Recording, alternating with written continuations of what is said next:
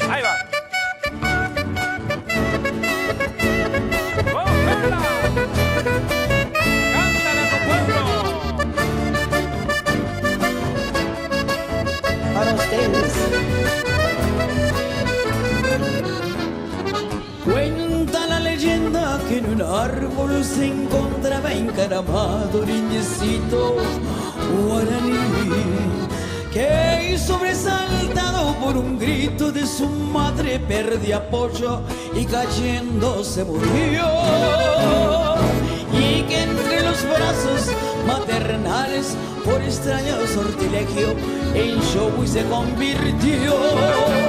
Shogui, Shogui, Shogui, Shogui cantando está mirando acá, mirando allá, volando se alejó. Shogui, Shogui, qué lindo va, qué lindo es, perdiéndose en el cielo guaraní. A ver. Arriba Paraguay y el mundo.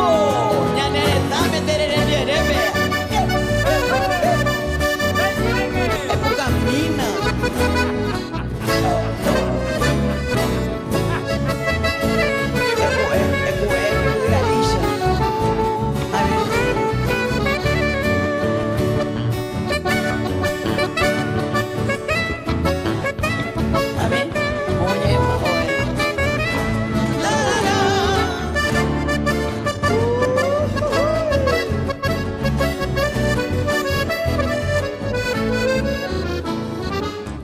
Desde aquel día se recuerda al indiecito cuando se oye como un eco a los Shogui.